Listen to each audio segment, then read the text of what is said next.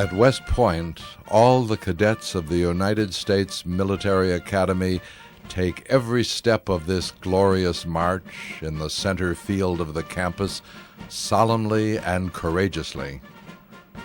Since the establishment of the Academy a little over 200 years ago, everyone, from great generals to beginning cadets, has marched on its grounds. Male or female, they use their steps to write the history of West Point. This unified march symbolizes the progress and the unity of a nation of many peoples and cultures, a nation of peace and prosperity, a nation of dreams and fulfillment. In recent years, more and more Chinese American and other Asian American young people have chosen West Point as a starting point in their academic careers. They begin their life experience at West Point, stepping into formation and marching to a promising future. Many Chinese American cadets live among more than 4,000 others from all 50 states. They represent all segments of American society, and they are top students, athletes, and leaders. Miss Allison Pan was born in Shanghai, China, and immigrated to the United States with her parents when she was 6 years old. Mr. Wei Zhou is a second-generation Chinese American born in Texas. They were selected to represent the Asian and Chinese American population at West Point. Before coming to West Point, Allison finished her elementary and high school studies in New York. She has already received an excellent education in America. Her father is a hotel manager, and her mother is a full-time housewife. West Point class of 2006, so I got here July 1st, 2002. Pretty much been here since then. We don't get a whole lot of leave, so this is home now.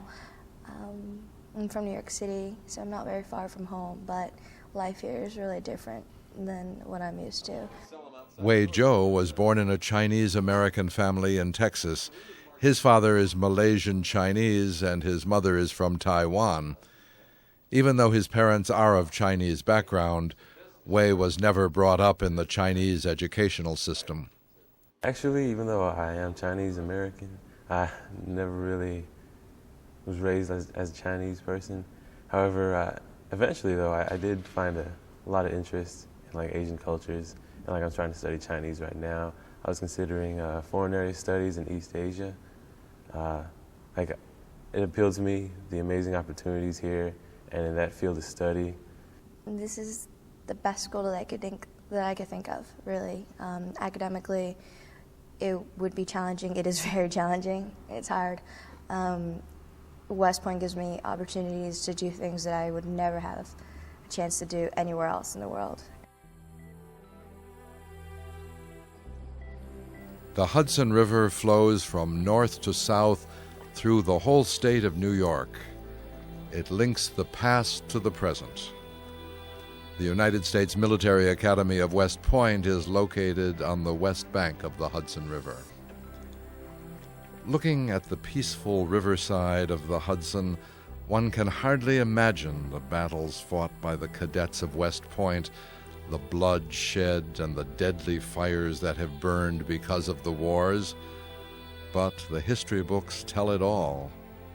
From the American Revolution to the Civil War, through the two world wars, and in Vietnam and Korea, as well as Desert Storm and the War of Terrorism in Iraq, West Point graduates have been on the battlefront of every war fought. For 200 years, West Point graduates have led troops in all America's battles. Their leadership has won many victories and has ensured the country's freedom. The history of West Point goes back to the American Revolution. In 1778, President George Washington asked Congress to create a military academy, but it was not until 1802, when Thomas Jefferson was president, that Congress agreed to establish the country's first national military academy and the new headquarters of the Army's Corps of Engineers at West Point. The father of the military academy, Sylvanus Thayer, was the Academy's superintendent from 1817 to 1833. He worked with scholars from Yale, Harvard, and Princeton to maintain high educational and training standards for the West Point Academy. Attention. Since opening its doors, West Point has had a demanding system for the selection of cadets. Although it values academic standing, every applicant must also have a letter of recommendation from a congressman. Among the few cadets accepted for the class of 2006 are Wei Zhou and Allison Pan. They are truly joyful at their good fortune. And that's amazing. The colleges that don't have a grad school for top 5 in the country. So we've obviously kept that tradition going. But the thing is, we're not just an engineering school anymore. Everyone graduates with a Bachelor of Science, but every single department here is amazing. And everyone in their respective companies, there's a staff, and everyone has their own positions, and everyone works in some way to help make the academic year more entertaining. The faculty here are talented, and they're enthusiastic, and their sole jobs here are to help us learn, and they do that very, very well. If I sell 5 hamburgers and I'm the only game in town, the price that I can get out of that is $10 a hamburger. The classes are tiny. You can talk to your teacher, and if you have a problem, you go up to him or her after class, or you can call them on the phone, email, and they'll respond to you right away, because they only have a certain number of classes, and in 15 students each, they have a very small group they're teaching. It's not 300 people in an auditorium and you have no access to your teachers. We're not taught by grad students. We're taught by professors. And the school is doing its best to try to integrate technology into every single classroom. So you'll walk into any classroom and there's a computer that's hooked up to the projector screen. Teachers will offer slideshows for their presentations. Students, when they give presentations, it's not just big oak tag boards anymore. We do full-on PowerPoint presentations with multimedia. Math classes have the latest technology to help us do calculations our calculators normally wouldn't be able to handle. Just everything is geared towards helping us learn in as exciting and rigorous a manner as possible, from the teachers, the classroom size, to the classroom settings.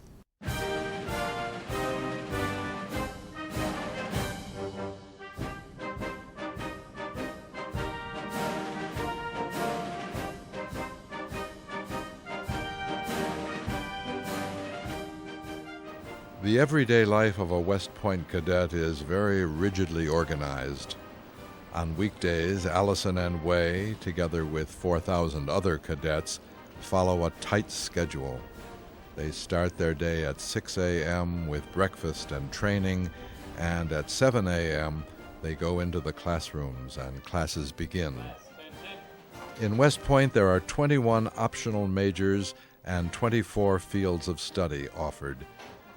The curriculum provides a solid base in mathematics, basic sciences, engineering sciences, humanities, behavioral sciences, and social sciences.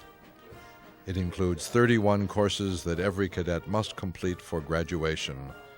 Every cadet must successfully complete 41 semesters, along with physical education and military development programs.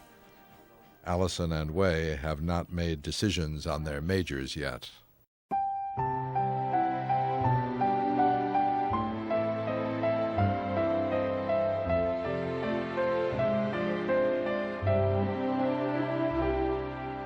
At noon, cadets gather in the front center of the dining hall. Before entering the hall for lunch, they do a formation, which is a tradition West Point has followed since its beginnings. Visitors to West Point should not miss the opportunity to see this. West Point has a band that plays for the formation every day. The formation is one of the things that encourage the cadets to enhance their team spirit.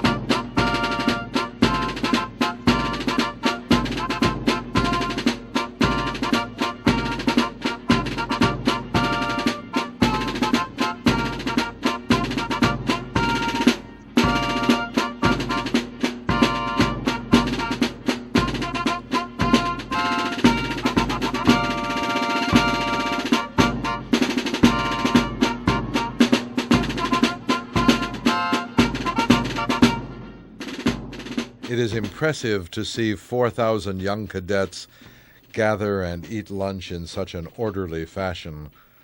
During lunch, the cadets have the opportunity to communicate and share their experiences. In the meantime, the Academy's management department shares special announcements of the events on campus.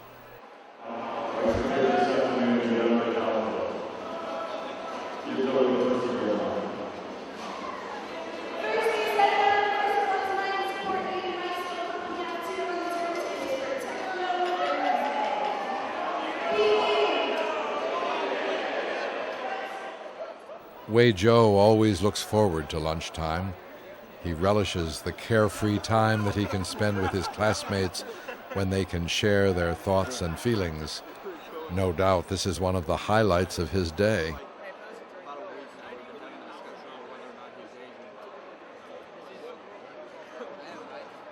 Cadets finish their lunch within 15 minutes. After lunch, according to tradition, the senior cadets march out of the hall first, followed by the lower grade cadets. Despite the fact that there are over 4,000 of them, the cadets file out in an organized and orderly fashion, never crowding each other. We get about an hour for lunch, and then we go from there straight through to the end of the day, which is 4 o'clock. So from 7:35 to 4 o'clock, you're in classes.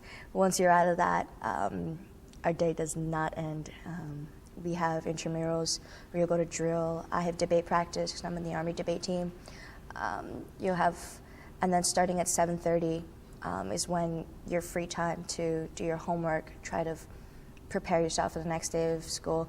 But because it's such a rigorous school, most students don't really see bed for fairly late. So the day, it's an 18 to 20 hour plus day. I mean, it's tough. 24 hours is not enough time in the day. We just don't have enough time to do all the things we want to do and get everything we have to get done.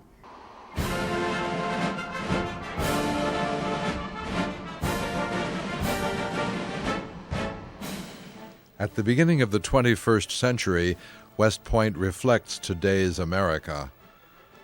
Since its early years, West Point has gone through many changes. In 1806, there were only 2 graduates. Now they have 900 male and female cadets graduating from West Point every year. In the mid-20th century, West Point's doors were open to many more African American and other minority cadets.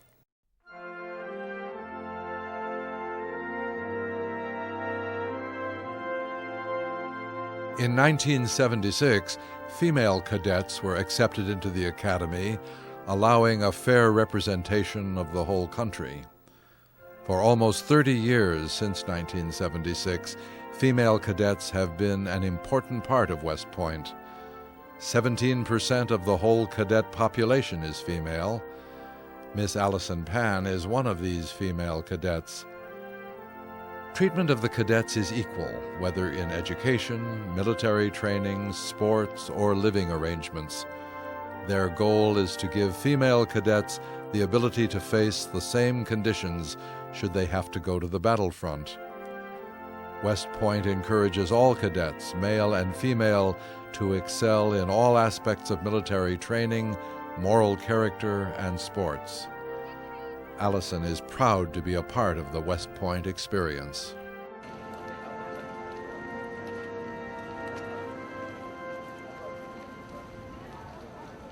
We have just as many opportunities as the guys do. There's no difference at all. I can contribute all I can. That's all I can really do. I mean, I think that's all any of us can really do, male or female here. Having females in the Army, having females go through the West Point curriculum not only adds another aspect to military leadership, gives the other gender a chance. I particularly enjoy combat sports. There's actually a grappling club here too. And before I did judo back home, I actually did a little submission wrestling. I mainly try to focus on judo and club-wise, of course. There's so many clubs here, and it's like so many sports, all these different opportunities to just find your niche and what you can do best physically and what you enjoy the most.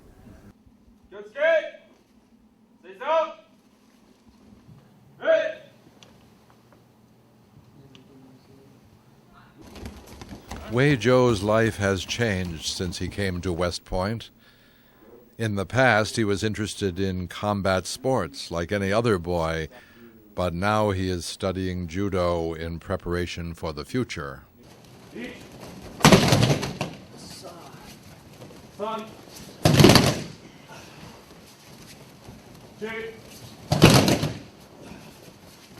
Work on your technique. Don't try and get done with this really quick. All right? Wei Zhou believes that serious training is the only way to prepare for future success and victory.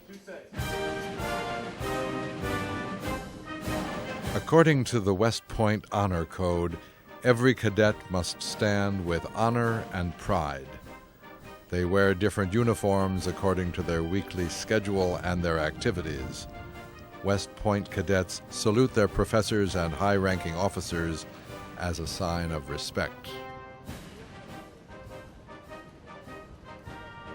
West Point started a Chinese language course in 1966. It has 3 levels: beginning, intermediate, and advanced.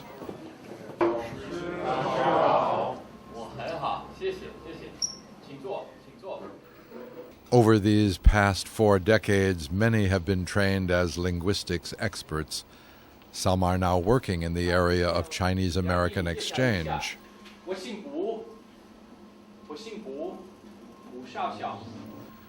Major Chris Pultz teaches the beginning Chinese class.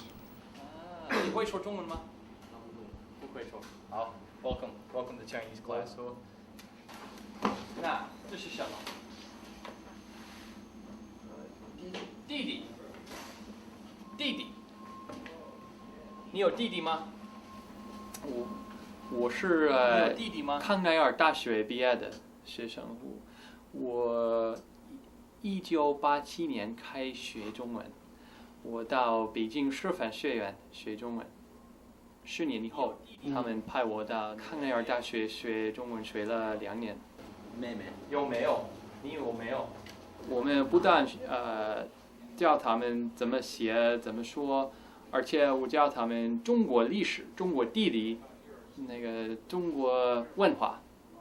这张照片是我的孩子，是我的孩子。我有几个孩子？这是什么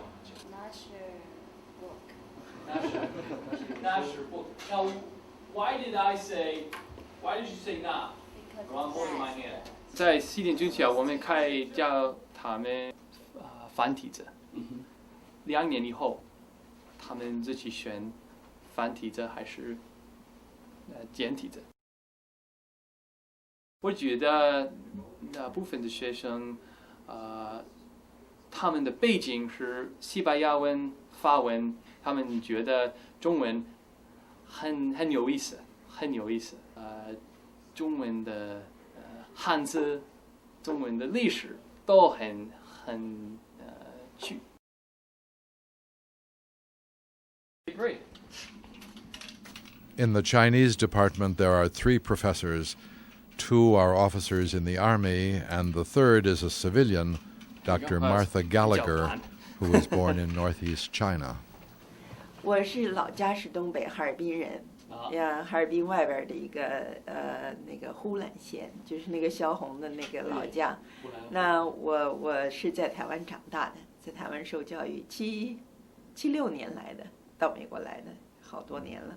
这2位教官他们教初级的，然后我教高级的。那中级呢，我们就分班，就是3个人，1个人教1班。中级我们有3班。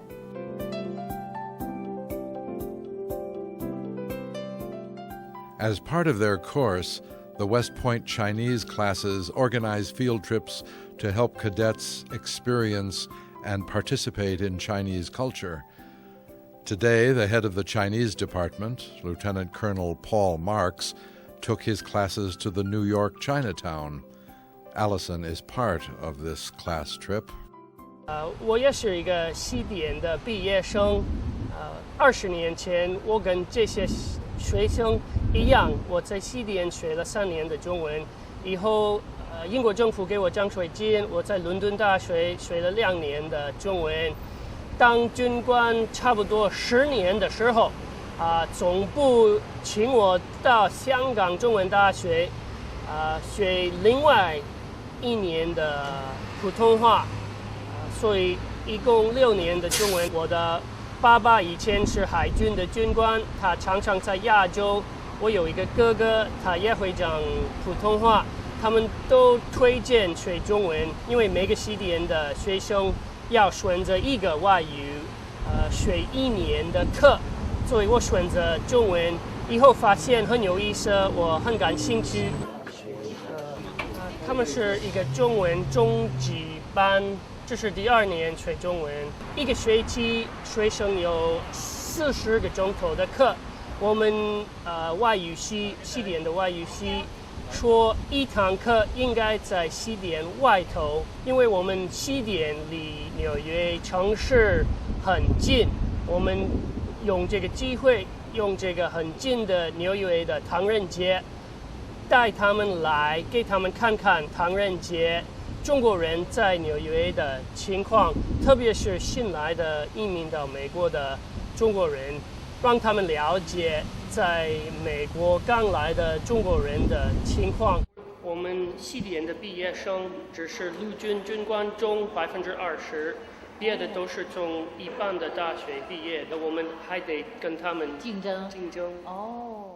Allison lived in New York City from the time she was 6 years old until she entered West Point.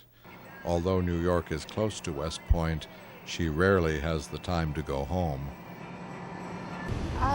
I had a lot of fun. I got to see places that I haven't been to in a very long time, and I got to do it with some really good friends. It's always nice to get out of the classroom and see the things you're learning and see how they actually apply in the real world. And for a language class, to actually hear other people speak the language and try to interact with them, it's probably a better experience than staying inside reading a textbook all the time. Currently, more and more cadets are choosing Chinese as their foreign language because they recognize the improved relations between the two countries. Every summer, the department organizes a group to visit mainland China. 每年我们带11个、12个学生到大陆去，我们先到北京。然后我们到别的地方，到西安、桂林、上海。西点军校跟南京公立学有很好的关系，所以我们常常去看那个南京解放军公立学。我觉得我们选中文的学生1年比1年多。我觉得学习中文很重要因为我是中国人，我觉得我应该会说一点，会看一点，会学一点中文。在明年、后年我们就有专业了，就有主修中文了，所以非常高兴。是我们是盼望了很久的，但是将来。这些学生里头，我相信一定有从事武官啦、副武官啦，将来跟中国方面的在国防部或者在那个国务院这方面做事都可能。The most exciting event in West Point is graduation. Because of its prestige, the President of the United States is always a distinguished guest at the ceremonies. In June 2003, President George W. Bush awarded diplomas to the graduates.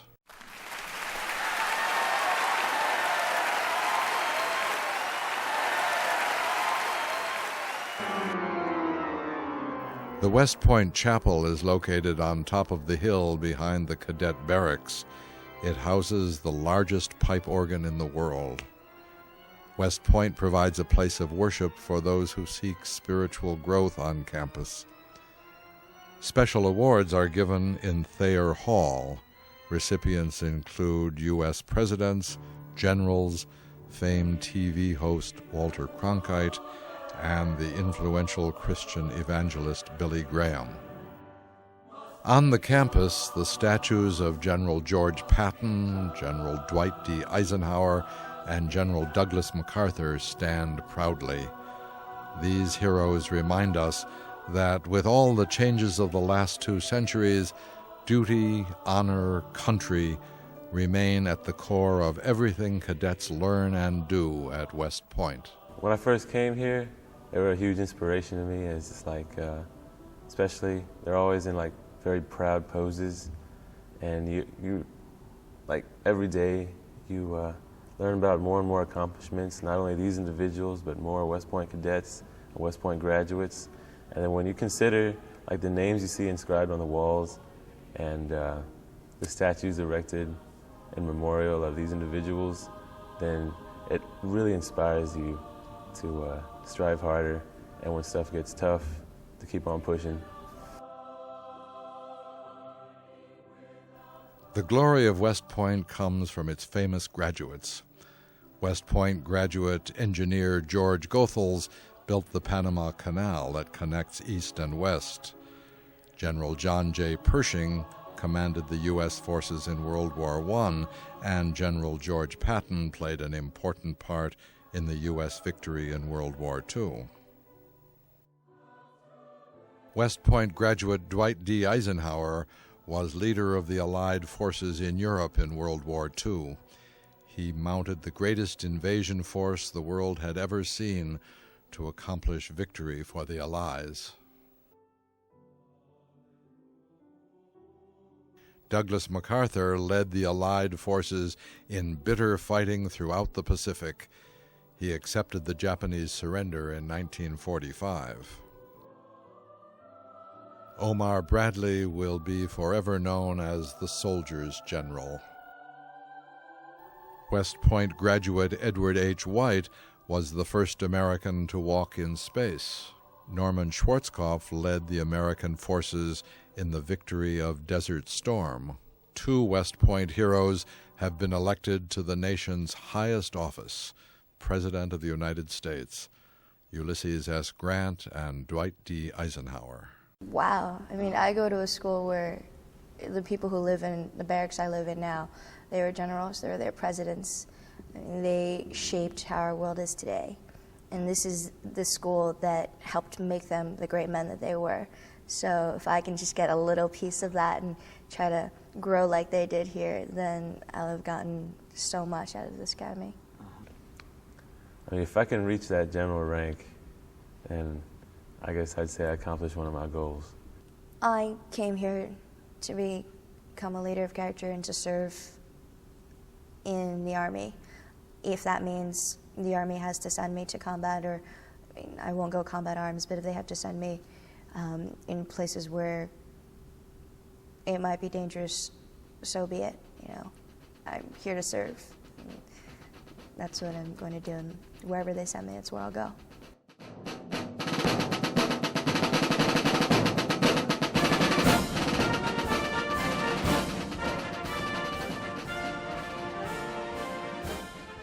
Today, West Point cadets continue their parade training every week. From their young faces, we see the future of America. In Allison and Wei, we have seen Chinese-American young people successfully participate in the mainstream of American life.